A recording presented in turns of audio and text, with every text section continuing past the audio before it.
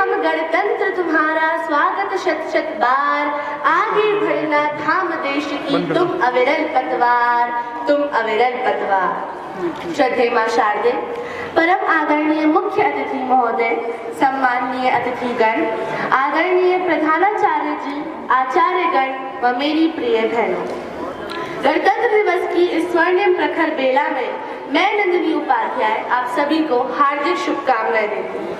जैसे कि आप सभी जानते हैं कि काल तो प्रभावमय होता है, इसमें कुछ भी स्थिर नहीं होता। प्रतिपल नूतनता का समावेश तो होता ही रहता है, परंतु प्राचीन स्मृतियों को भी तो विस्मृत नहीं किया जा सकता। मुझे आज इतिहास की वो स्वर्णिम घटनाएं याद आ रही हैं, जब हर भारतीय हाथों में आजादी की मशाल लिए हुए है और सबके अधरों पर एक ही जयनाद गूंज रहा है कि भारत माता की जय, महात्मा गांधी की जय, इनकलाब जिंदाबाद। और तभी गोलियों की आवाज गूंजती हुई आती है और सीने पर गोलियां खाते हुए लहूलुहान देशभक्त भूमि पर गिर पड़ते हैं, परंतु कोई याद नहीं, कोई पश्चाताप नहीं दिख रहा है। तो बस एक अलौकिक तेज, और उस तेज में यह अटल विश्वास कि हमारा भारत अवश्य स्वतंत्र होगा। और 15 अगस्त 1947 को यह विश्वास प्रतिफलित भी हुआ, क्योंकि यह देश महापुरुषों का है, यह देश वीर बलवानों का, यह देश साधकों संतों का, यह देश गुणी विद्वानों का, यह देश गुणी विद्वानों का। महान पुरुषों और गुणीजनों की उपस्थिति में इस देश की स्वतंत्रता तब तक अधूरी रहती जब तक कि हमारा संविधान न रचा जाता। और 26 जनवरी 1950 को हमारा अद्वितीय संविधान लागू किया गया। संविधान तो लागू हो गया था, पर अब भी यह बात ध्यान में रखनी शेष थी कि भारत की गौरव गाथा बार बार दोहरानी है। प्यारा भारत देश हमारा, हम सब हिंदुस्तानी हैं, हम सब हिंदुस्तानी हैं।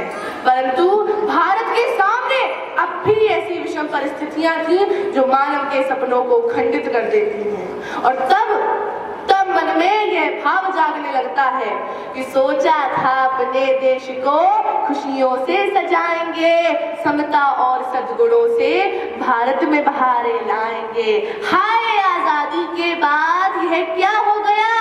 कलाम के सपनों का भारत न जाने कहां खो गया, न जाने कहां खो गया।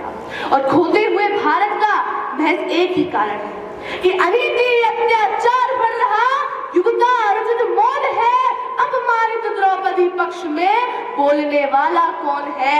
युग के अर्जुन गांधी में उठा ले गीता का फरमान है, अब गुणों के समक्ष झुकेंगे नहीं हम, हमें करना राष्ट्र सम्मान है, हमें करना राष्ट्र सम्मान है।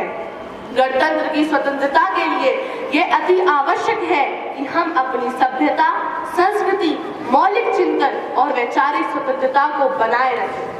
पर आज मौलिक चिंतन देखने को कहाँ मिलता है?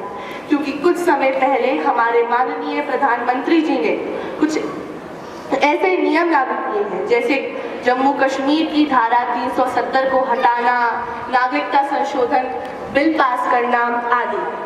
आज इस मंच के द्वारा मैं आप सभी से ये पूछना चाहती हूँ कि जिस संविधान को हमारे विकास के लिए तैयार किया गया, आज उसी संविधान पर हम उंगली उठाते हैं। क्या ये सही है?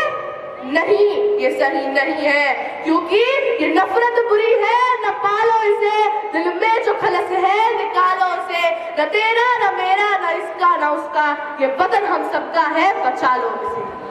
अगर संविधान को प्रबल, सशक्त और सफल बनाने का अधिकार किसी को है तो वो सिर्फ हम देशवासियों को है, क्योंकि चुनाव के माध्यम से हम एक सुयोग्य और सच्चरित्र नेतृत्व का चयन करके अपने संविधान को और परिपुष्ट बनाते हैं। और यदि हमने ऐसा कर लिया तो हमारे देश का बच्चा बच्चा पदलिप्सा और अर्थ सम्मोहन त्याग कर पतितों को गले लगाने लगेगा, और ऐसे देश का निर्माण हो जाएगा जो निष्पक्ष और निर्भय होगा। और तब हम ऐसा कहने में सक्षम हो पाएंगे कि कभी तिरंगे की छाया को शत्रु नहीं छू पाएगा।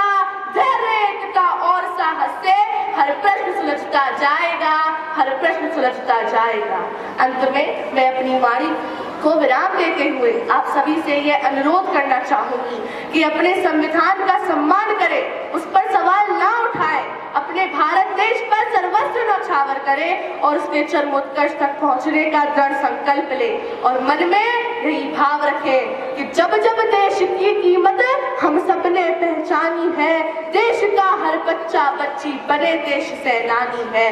जाति पाति भाषा और द्वेष का बीज पनपने ना देंगे, अब इन आधारों पर हिंदुस्तान को बंटने ना देंगे। एकता के सतरंगों से सजाएंगे संसार को, गणतंत्र उपासक बनकर सच्चे उपहार देंगे राष्ट्र को, सच्चे उपहार देंगे राष्ट्र को। जय हिंद, जय भारत।